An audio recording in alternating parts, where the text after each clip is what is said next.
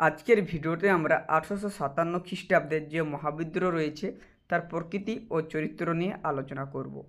এই টপিকটি তোমাদের অনেক স্কুলে আবার প্রজেক্ট রূপে লিখতে বলা হয়েছে। যদি তোমরা চাও তাহলে লিখতে পারো, নতুবা এই প্রশ্নটি এই বছর স্কুলের টেস্ট, ফাইনাল টেস্ট বা মাধ্যমিকের জন্য কিন্তু ভীষণ গুরুত্বপূর্ণ রয়েছে। তো চলো আজকে যে মহাবিদ্রোহের প্রকৃতি ও চরিত্র রয়েছে সেই মহাবিদ্রোহের প্রকৃতি ও চরিত্র নিয়ে আলোচনা করি।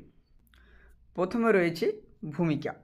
1857 খ্রিস্টাব্দের ভারতবর্ষে যে বিদ্রোহ সংঘটিত হয়েছিল যা ইতিহাসে মহাবিদ্রোহ নামে পরিচিত, সেই বিদ্রোহের প্রকৃতি ও চরিত্র সম্পর্কে ঐতিহাসিকদের মধ্যে যথেষ্ট মতবিরোধ রয়েছে। অনেকের মতে এটা নিছক সিপাহী বিদ্রোহ, কারো মতে এটা সামন্ত বিদ্রোহ, কেউ বলেছেন জাতীয় সংগ্রাম, কেউ বা একে ভারতের প্রথম স্বাধীনতা সংগ্রাম বলে অভিহিত করেছেন। নিম্নে আমরা এই বিষয় নিয়ে বিস্তারিত আলোচনা করব। তো চলো শুরু করি। প্রথম পয়েন্ট রয়েছে সিপাহী বিদ্রোহ। Sir Syed Ahmed Khan, Durgadas Bandyopadhyay, Harishchandra Mukhopadhyay, Charles Rex, ম্যাকেনসন, জন হে প্রমুখের মতে এই বিদ্রোহ ছিল নিছকই সিপাহী বিদ্রোহ।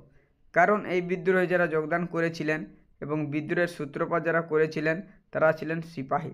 কোনো রাজনৈতিক সংগঠন, শিক্ষিত সম্প্রদায় এই বিদ্রোহকে সমর্থন করেননি। রমেশচন্দ্র মজুমদারের মতে এই বিদ্রোহ ছিল একটি সামরিক অভ্যুত্থান মাত্র। পরের পয়েন্ট রয়েছে জাতীয় বিদ্রোহ। অধ্যাপক Subhushan Sarkar, Holmes, Alexander Duff, Shashibhushan Chowdhury প্রমুখের মতে এই বিদ্রোহ শুধুমাত্র সিপাহী বিদ্রোহ ছিল না, এটি ছিল একটি জাতীয় বিদ্রোহ। তাদের যুক্তি শুধুমাত্র সিপাহীরাই নয়, বিভিন্ন স্থানের অসামরিক ব্যক্তিবর্গরাও এই আন্দোলনে স্বতঃস্ফূর্তভাবে যোগদান করেছিলেন। শুধু তাই নয়, বিদ্রোহীরা দ্বিতীয় বাহাদুর শাহকে সম্রাটরূপে ঘোষণা করে জাতীয়তাবাদী মনোভাবের পরিচয় দেন। তাই এই বিদ্রোহ একদিকে যেমন জাতীয় রূপ নিয়েছিল, অন্যদিকে এটা হয়ে উঠেছিল এক গণবিদ্রোহ। পরের পয়েন্ট রয়েছে সামন্ততান্ত্রিক প্রতিক্রিয়া। সুরেন্দ্রনাথ বন্দ্যোপাধ্যায়, রজনীকান্ত দত্ত, পিসি যোশী প্রমুখের মতে এই বিদ্রোহ ছিল রক্ষণশীল সামন্ততান্ত্রিক শক্তিগুলির অভ্যুত্থান। কারণ নানা সাহেব, লক্ষ্মীবাই, কুনওয়ার সিং প্রমুখ সামন্ত শ্রেণীর মানুষ নিজেদের স্বার্থসিদ্ধির জন্য এই বিদ্রোহের নেতৃত্ব দেন। ডক্টর রমেশচন্দ্র মজুমদারের মতে বিদ্রোহ ক্ষয়িষ্ণু অভিজাততন্ত্র ও মৃতপ্রায় সামন্তদের মৃত্যুকালীন আর্তনাদ। পরের পয়েন্ট রয়েছে ভারতের প্রথম স্বাধীনতা যুদ্ধ।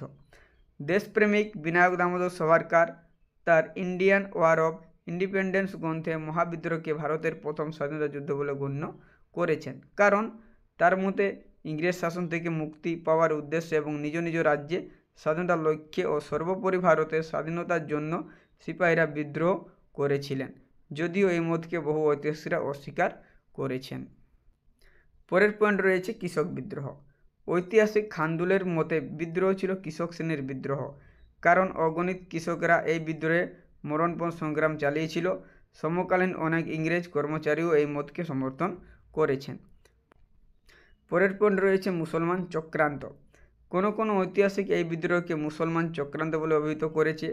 পাকিস্তানি ঐতিহাসিক আর.এইচ. কুরেশি, সৈয়দ মইনুল হক এই মতের সমর্থক। কারণ তাদের মতে মুঘল সম্রাট দ্বিতীয় বাহাদুর শাহর পুনঃপ্রতিষ্ঠা, অযোধ্যা, বিহার, উত্তরপ্রদেশে মুসলিম বিদ্রোহীদের অত্যাধিক তৎপরতা এটাই প্রমাণ করে যে বিদ্রোহীরা পুনরায় মুসলিম রাজত্ব চেয়েছিল। যদিও এই মতকে সমর্থন করা যায় না, কারণ হিন্দু ও মুসলমান কাঁধে কাঁধ মিলিয়ে এই বিদ্রোহে যোগদান করেছিল। পরে আমাদের রয়েছে মূল্যায়ন। এখানে বলা হয়েছে সিপাহী বিদ্রোহের প্রকৃতি কী ছিল তা এক কথায় বলা বেশ কষ্টসাধ্য। এই বিদ্রোহের প্রকৃতি নিয়ে যেসব মত উঠে আসে তার প্রত্যেকটি সুনির্দিষ্ট যুক্তি আছে, আবার এইসবের পাল্টা যুক্তিও আছে। তাই এই বিদ্রোহ যে কী ছিল তা সম্পূর্ণভাবে এক কথায় বলা দুঃসাধ্য। তো এই ছিল তোমাদের 1857 খ্রিস্টাব্দে যে মহাবিদ্রোহ রয়েছে তার প্রকৃতি ও চরিত্র।